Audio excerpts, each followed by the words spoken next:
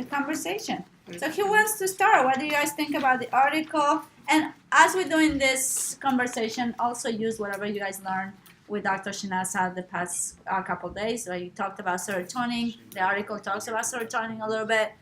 It's mainly it mentions it because serotonin is being known to be linked to aggressive behavior, which you guys talked a little bit about that. And mostly talks about dopamine, right? So who wants to start with the conversation? What do you guys think?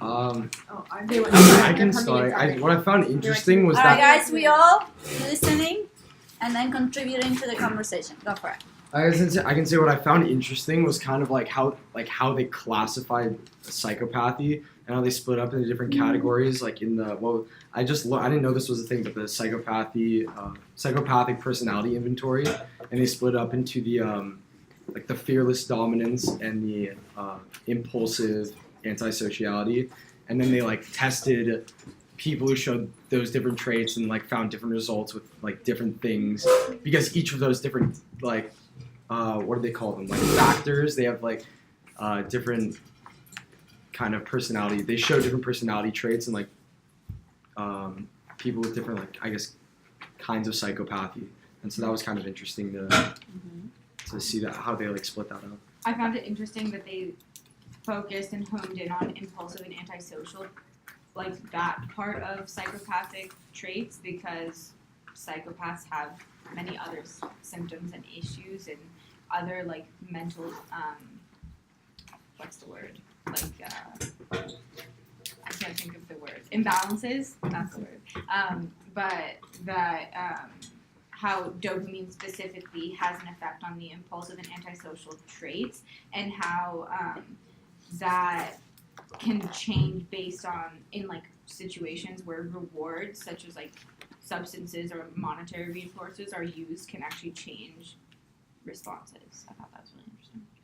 Frankly, though, I was surprised in the sense that I thought that the fearless dominance aspect would have an impact, because emotions are very correlated to behavioral aspects as well.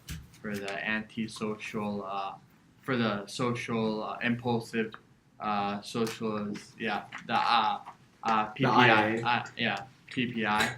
But so I thought they would be related, but they weren't related, because obviously it had a stronger effect on the PPI, which was behavior, which for me was surprising, because I thought they were more correlated with each other.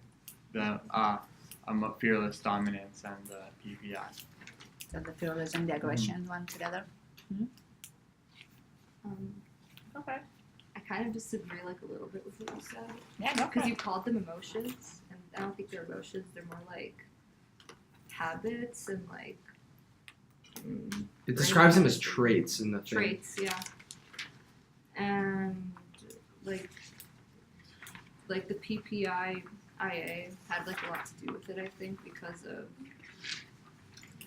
inherently it just seems like it would have more of an effect on psychopathic traits. So we're throwing a lot of the word psychopathic. Did anybody Google or have an idea what psychopathic is? Yeah. It says in the thing. So Go for it. Yeah. Psychopathy is a personality disorder that is strongly linked to criminal behavior, and then it also talks about how. Okay, I had to look this up. The Cummins. Nucleus accumbens. Yeah. Okay. It's a part of the So hypothalamus. it's the. Okay, yeah. It's but it's limbic system above the hypothalamus. When I looked it up, it said it was the portal section of the neuron, or the. Yeah. Nucleus accumbens? Yeah. That's what it says. Do you want me to read you I have it. It says that it's the nucleus accumbens definitely plays a central role in the reward circuit. Its operation is based chiefly on two essential neurotransmitters, dopamine, which promotes desire, and serotonin, whose effects include safety and inhibition. You look that up? Yeah. Yeah, I have the same exact definition. Yeah. What do you got? Well, I just wanted to say something I found really interesting was that typically when you think of psychopaths, you think of no emotions. They have no connection to anything, like no feelings, and that it was really interesting that dopamine played a role in this, because you would think dopamine is like the reward center, like it lets you like feel something,